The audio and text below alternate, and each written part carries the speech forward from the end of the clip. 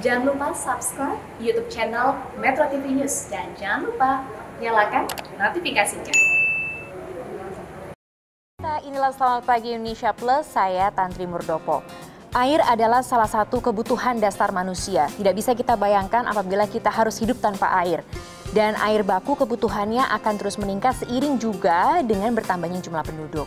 Nah, kalau kita berbicara mengenai pemenuhan hak asasi manusia atas air yang dilakukan oleh negara, ini sesuai dengan Peraturan Presiden Nomor 2 Tahun 2015. Tentang rencana pembangunan jangka menengah nasional tahun 2015-2019 yang juga berusaha untuk memenuhi kebutuhan air untuk masyarakat Indonesia sebesar 100% bagi seluruh masyarakat Indonesia.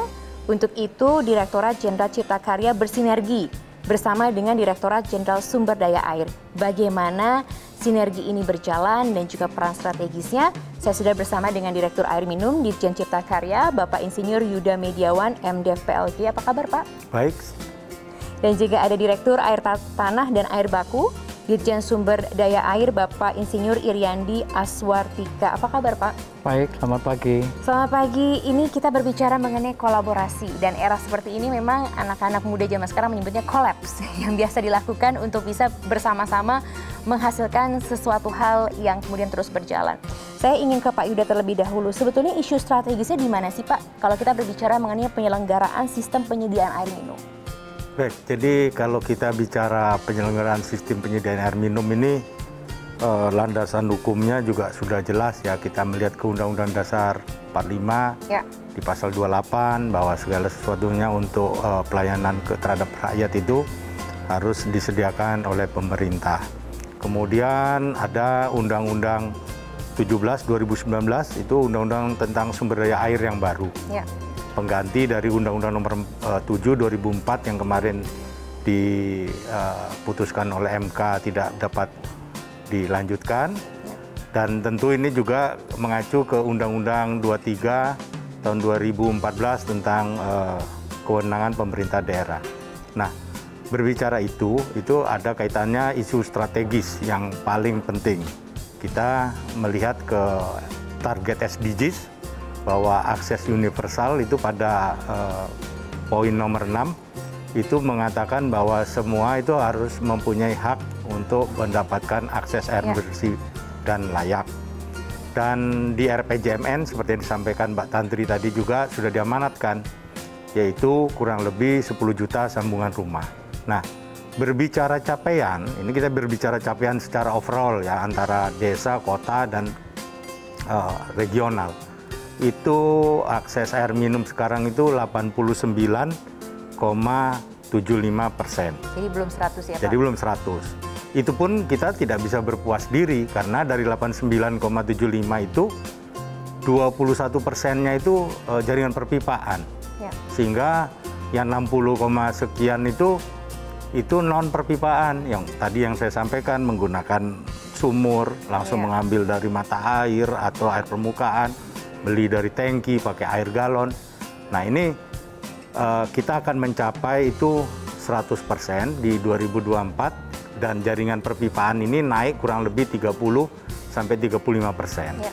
Kami dalam hal ini di Ditjen Cipta Karya untuk mencapai akses yang saya sampaikan tadi 100% dan jaringan perpipaan 30%, tentu kalau dari prinsip 4K tadi yang kuantitas, kualitas, kontinuitas, dan keterjangkauan, kuantitasnya ini dari saudara kami nih, dari Ditjen Sumber Daya Air.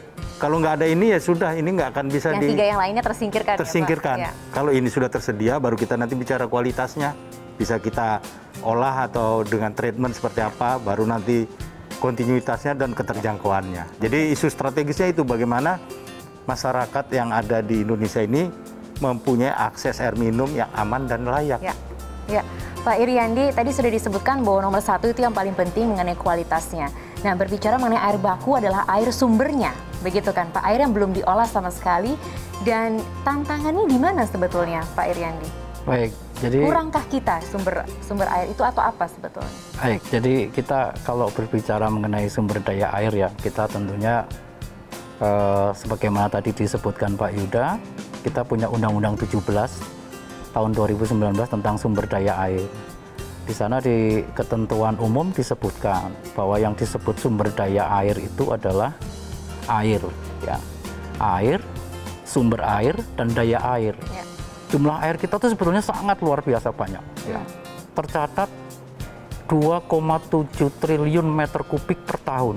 Itu berarti cukup untuk seluruh masyarakat Indonesia. Kalau dari kuantitas, volume itu suatu jumlah yang sangat luar biasa. 2,7 triliun meter kubik per tahun. Ya. Tetapi kita harus melihat dari sejumlah itu distribusinya yang tidak merata. Karena itu menyangkut topografi, geografi dari masing-masing tempat atau masing-masing pulau. Nah, ini tentunya menjadi suatu tantangan, ya. Nah, selain dari air permukaan, kita juga punya sumber air yang tadi disebutkan dari rekan kami juga, Pak Yuda, ada dari air tanah. Ya. Kalau dari air permukaan tadi, kita mempunyai jumlah segitu, dan pengelolaannya kita berbasis pada wilayah sungai. Kita punya 128 wilayah sungai di seluruh Indonesia, itu di setiap provinsi, di setiap pulau.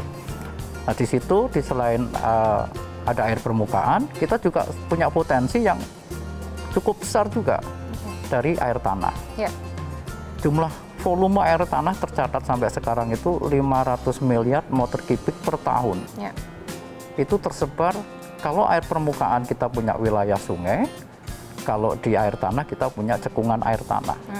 Nah, sekarang yang menjadi tantangan, menjadi kendala, ya, bukan permasalahan tapi kendala. Tadi saya sebutkan distribusi yang tidak merata. Distribusi tidak merata ini juga terdapat distribusi penduduk yang juga tidak merata. Oke, jadi penyebarannya juga tidak merata. Penyebarannya tidak merata. Distribusi dan penyebarannya. Nanti sehingga ada satu pulau yang ketersediaan airnya itu sangat banyak, tapi penduduknya terbatas, sehingga dia masih surplus. Tapi ada satu pulau, contoh di Jawa, jumlah penduduknya begitu padat. Jumlah airnya juga seitu-itunya, sehingga ini makin lama akan terjadi gap, ada defisit antara kebutuhan dan ketersediaan. Dan itulah yang terjadi di Pulau Jawa. Oke, nanti kita akan perdalam lagi, tapi kita harus jeda terlebih dahulu. Kami akan segera kembali di Selamat Pagi Indonesia Plus.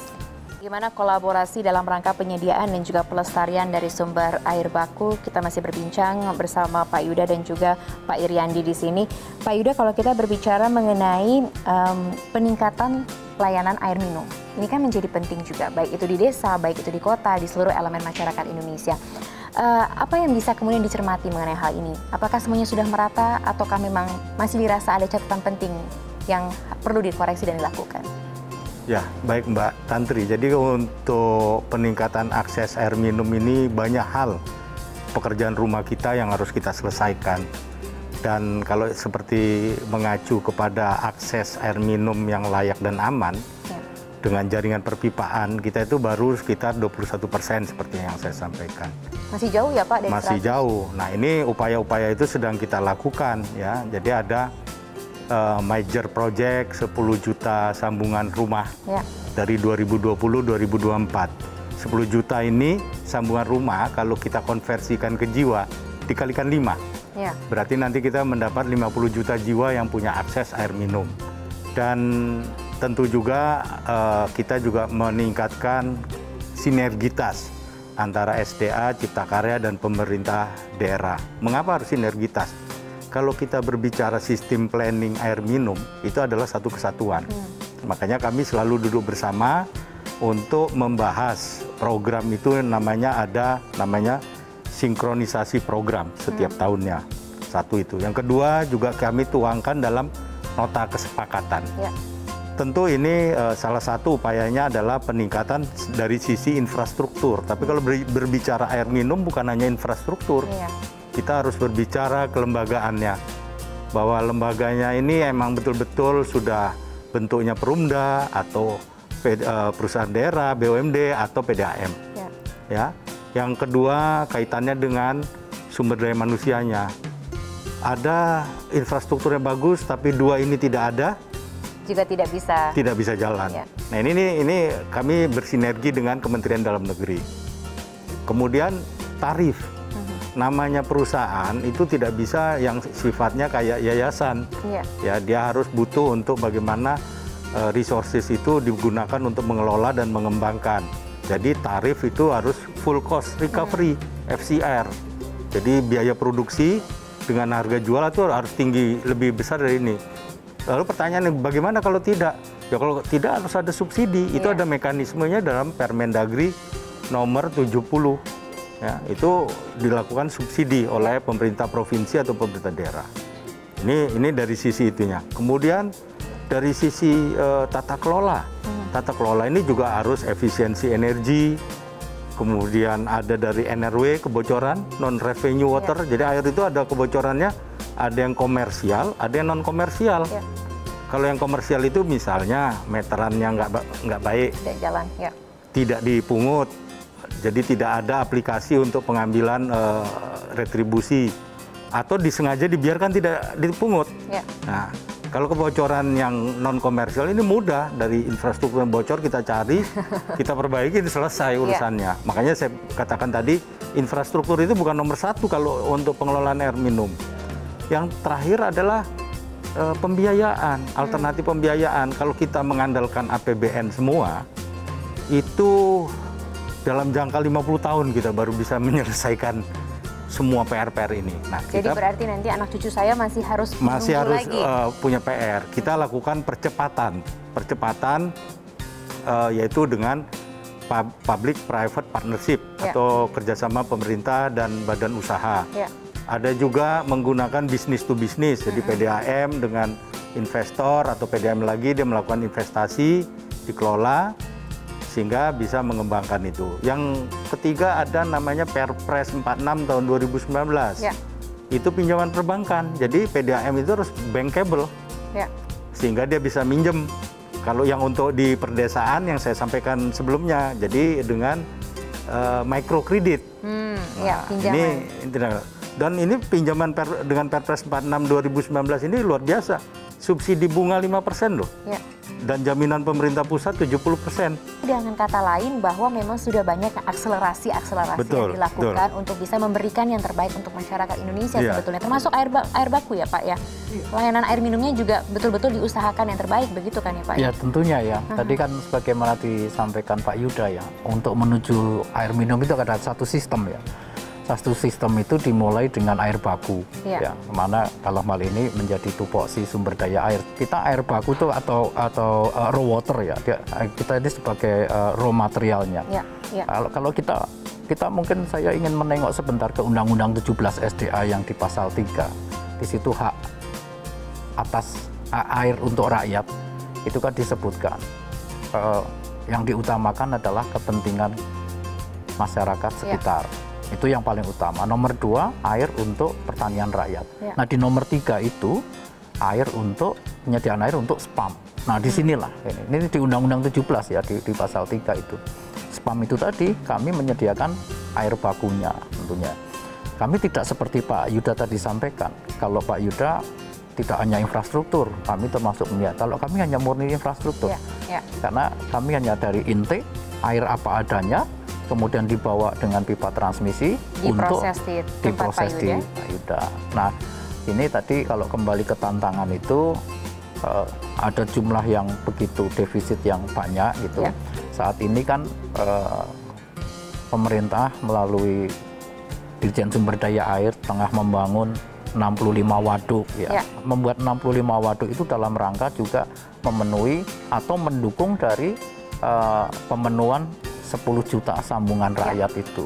Jadi memang sejak awal kita tidak masing-masing tidak bisa berdiri sendiri. Jadi sejak lama memang kita sudah kolaborasi. Saya senang sekali melihat kemesraan di antara direktorat kedua bapak-bapak ini. Harapannya kemesraan ini jangan cepat berlalu. Kami segera kembali sesaat lagi.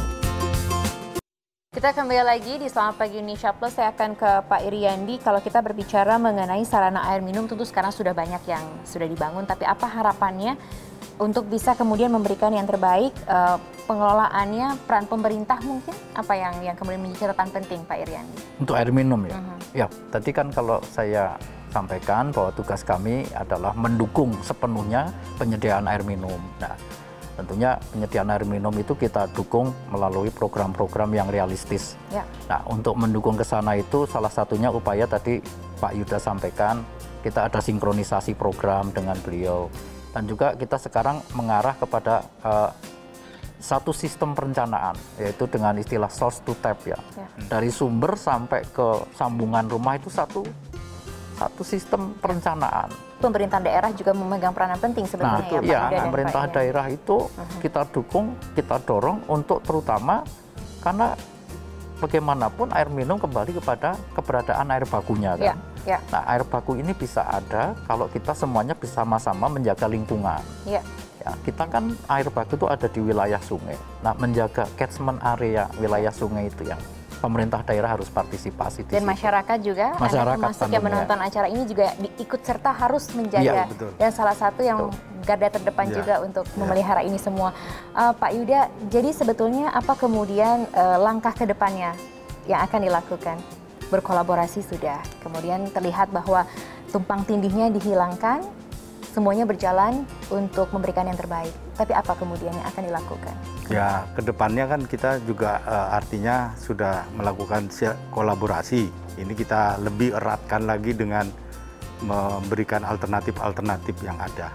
Kemudian yang paling penting adalah sisi penyiapan pendanaan.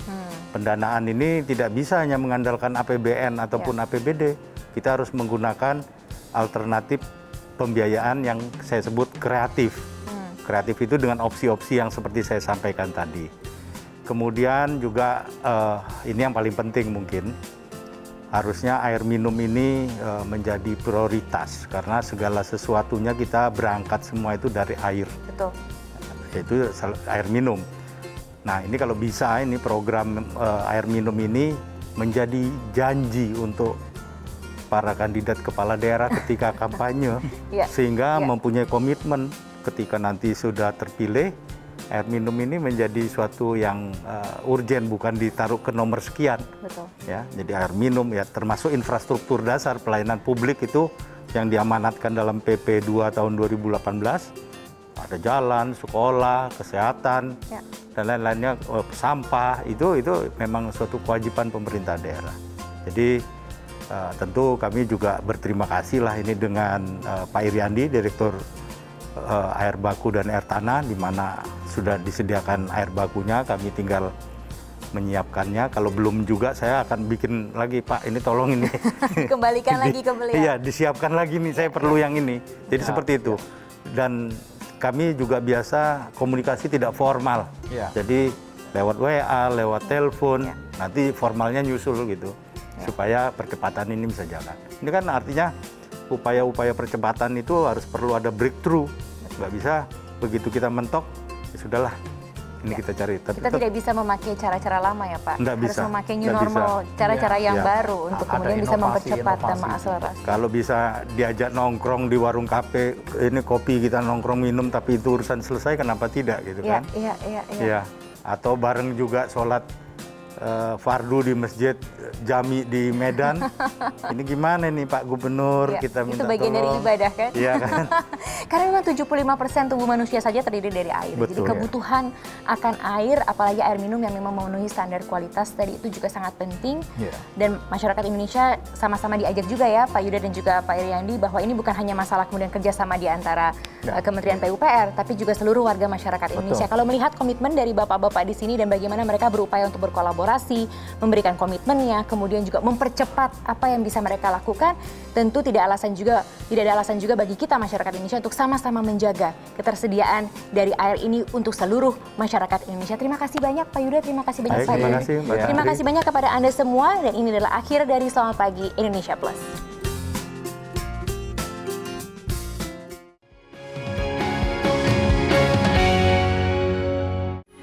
Metro TV, knowledge to elevate.